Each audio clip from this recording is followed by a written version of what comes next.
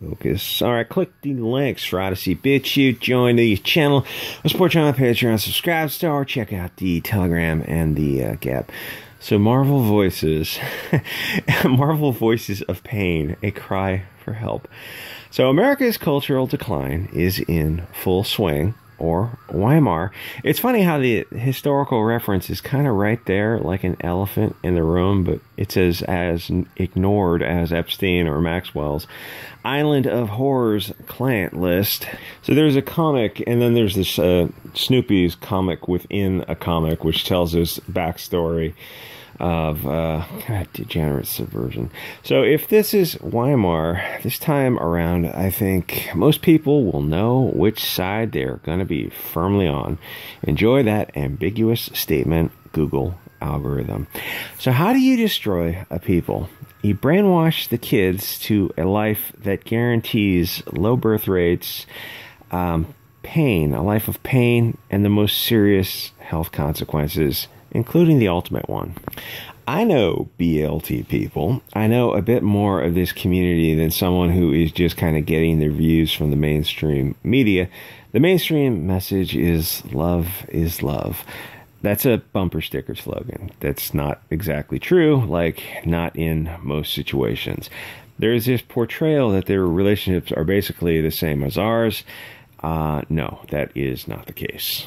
But none of this stuff, the darker side, gets discussed, because if someone does raise concerns on social media, they'll just get doxxed, fired, and kicked off the platform. The platform is controlled by dangerous extreme globalists, and they're able to manipulate a false narrative. There is no equal representation of voices on social media. There's no diversity of thought. Control of social media is Frankfurt School, Saul Alinsky, Bolshevik Tactics 101. Control the media so you can control the message. Mainstream social media is completely in the hands of these satanic globalists, which is a problem because they believe in sacrificing kids to Moloch. The more pure the victim, the better the sacrifice. So they brainwash kids into going down this path of suffering. No, it's not their true self. They weren't pushing this stuff 20 years ago.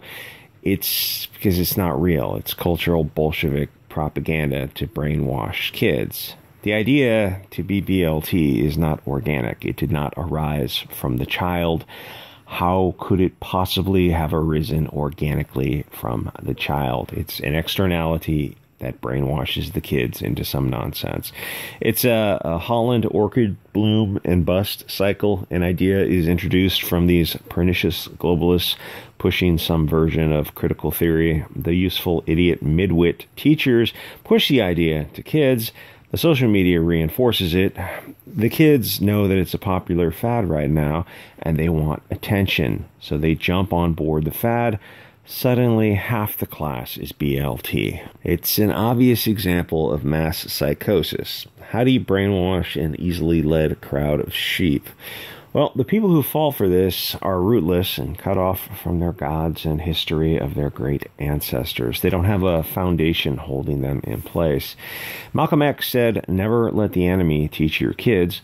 American government schools are cultural Bolshevik training grounds, and they are way too far gone to save. You can't hand your kid over for 8 hours of commie, anti-white BLT propaganda and expect a based, healthy kid to come out of that system. There is no saving the schools. Homeschools or private micro-neighborhood schools where a conservative parent teaches a half a dozen neighborhood kids, that's going to be the only way to save these kids. This comic, presumably for kids, is a distillation of what is being pushed in government schools. We're in the midst of a Bolshevik takeover, and finally parents are waking up to the extremely dangerous commie propaganda being taught by mentally ill, blue-haired, malignant, narcissist cat lady teachers. Kids are not BLT. If the teachers and social media introduce the idea, the kids will just jump on board. There are no BLT kids, only pedo teachers. Keep in mind, with this cartoon, these are portrayed as kids who later grow up to become adults who are lovers. So they live together as friends or brother and sister almost. And then they later grow up to be a couple. So one facet I do want to mention is the rejection of the blood tribe for the found family. This is a common theme in communist critical theory brainwashing. Their goal is to cut people off from their roots. Rootless people are slaves. You ever wonder why the media machine has been race-swapping characters?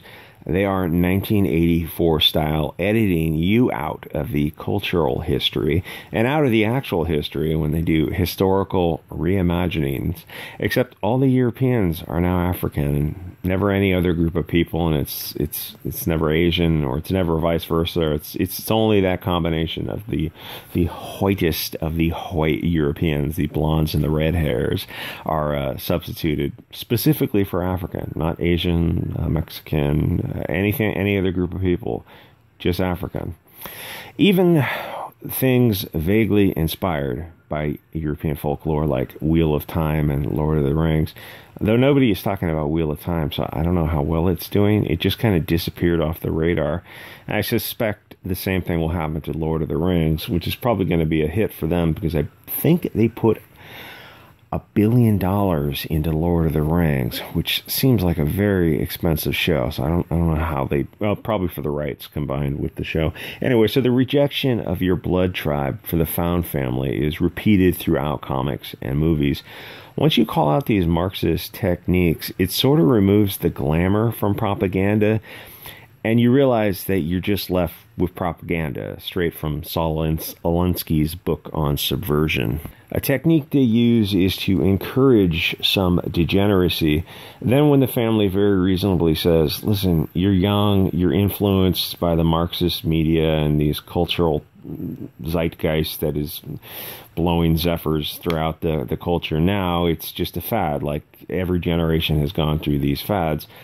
The kid is encouraged to reject his family and blood tribe and form a new, much weaker alliance based on degeneracy. At this point, the subversive globalist has accomplished his goal and moves on to the next victim. The kid finds himself with a weak found family, but nothing ties them together but subversive corruption. This is basically the classic struggle between nationalism and ethno-alliance traditions, blood family, nativism, versus the destructive forces of multicultural globalism, which is not PC. But it's not PC because the globalists have used the media and academia to say it's not PC. They're vermin parasites. It's not politically correct to say these things. It's just correct. Anyway, I hope this wasn't too basic for YouTube. Like, comment, subscribe, switch on Patreon, Subscribe Star, and I'll see you guys all next episode.